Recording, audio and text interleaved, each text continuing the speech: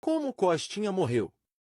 Costinha foi um dos maiores humoristas e atores brasileiros, que fez sucesso no rádio, no teatro, no cinema e na televisão.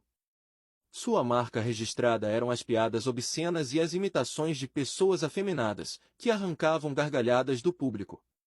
Lírio Mário da Costa, mais conhecido como Costinha, nasceu no dia 25 de março de 1923, no bairro de Vila Isabel, no Rio de Janeiro.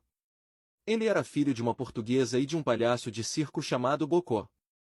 Em sua infância, Costinha cresceu admirando o pai, que trabalhava no picadeiro e fazia as pessoas rirem.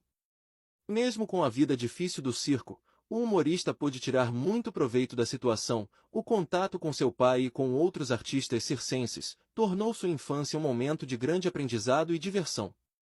Porém, quando ele tinha 13 anos de idade, seu pai abandonou a família, e o humorista teve que deixar a vocação artística de lado para ajudar no sustento da casa. Costinha começou a buscar trabalho em tudo que rendesse algum dinheiro, e ainda sendo muito jovem o humorista só conseguia trabalhos pouco remunerados e muitos deles até de caráter duvidoso, como garçom, engraxate e apontador de jogo do bicho. Esse convívio com tipos urbanos e marginais do Rio dos anos 1940 seria importante para seus personagens futuros. Aos 19 anos, após receber dispensa do exército, o humorista volta a se dedicar às artes, e em 1941, ele estreia o espetáculo Uma Pulga na Camisola. Em 1942, ele consegue emprego como faxineiro da Rádio Tamoio. Lá mesmo trabalhando como faxineiro, Costinha começou a chamar a atenção nos corredores da rádio pela sua veia artística e habilidade de entreter as pessoas. Costinha começa a participar de programas humorísticos famosos na época, como Cadeira de Barbeiro, Recruta 23 e a primeira versão da Escolinha do Professor Raimundo. Ele também trabalhou em outras emissoras, como a Record e a Mairink Veiga. Foi nessa época que ele começou a fazer sucesso com suas imitações de homossexuais, que eram consideradas engraçadas e ousadas na época. Costinha também fazia muito sucesso por suas imitações de personalidades políticas. Uma das mais polêmicas foi a de Jânio Quadros, o prefeito de São Paulo entre 1953 e 1955. Costinha imitava Jânio Quadros no programa A Hora do Pato, na Rádio Nacional, ao lado de Silvino Neto, que imitava Juscelino Kubitschek. A dupla fazia sátiras sobre os problemas da cidade e as promessas não cumpridas do prefeito. A imitação era tão bem feita que muitas pessoas achavam que era o próprio Jânio falando.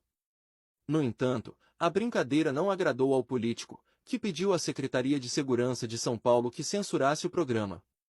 Costinha e Silvino Neto foram proibidos de imitar Jânio Quadros e tiveram que mudar o formato do humorístico. Mas a censura acabou sendo um tiro no pé, pois aumentou a popularidade de Costinha e despertou a curiosidade do público. Nos anos 1950, Costinha se destacou no teatro de revista, tanto em São Paulo como no Rio de Janeiro. Ele fazia parte do elenco de espetáculos que misturavam música, dança e humor, com sátiras políticas e sociais.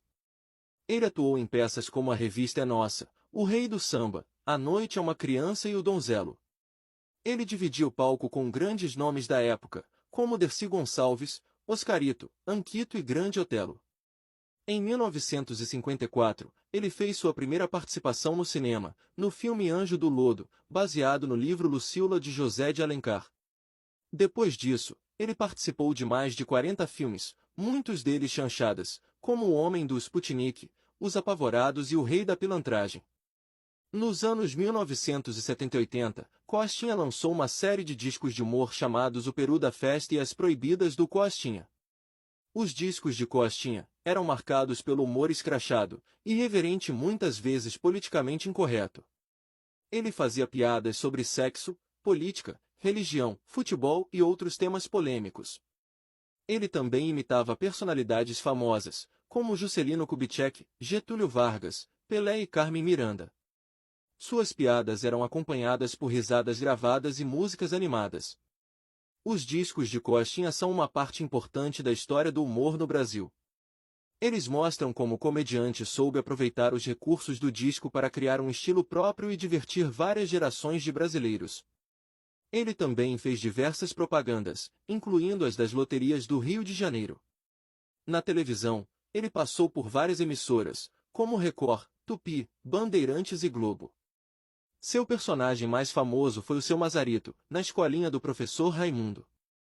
Seu Mazarito era um velhinho simpático e malandro, que contava piadas sobre sua vida na roça e suas aventuras amorosas. O nome do personagem era uma homenagem a dois grandes comediantes do cinema brasileiro, Mazzaropi e Oscarito. Costinha era um mestre da imitação e da expressão corporal, e fazia o público rir com suas caretas e trejeitos. No fim de sua vida, Costinha estava morando sozinho, em Copacabana. Já pensando em encerrar sua carreira, o humorista começou a pré-produção de um espetáculo infantil, que seria o último de sua vida artística. Porém sua saúde vai começar a se deteriorar devido ao seu vício por cigarro. Costinha tinha o hábito de fumar 2 maços de cigarros por dia.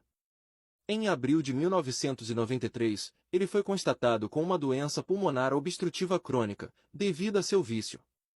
Mesmo com o problema, ele não seguiu a orientação médica e continuou com o vício, o que lhe rendeu outros 10 dias internado em agosto de 1994, após passar mal durante um show no teatro do Barra Shopping. Ao todo, foram mais de 10 internações. Mesmo internado, o humorista tinha acesso a cigarros, o que agravou sua saúde.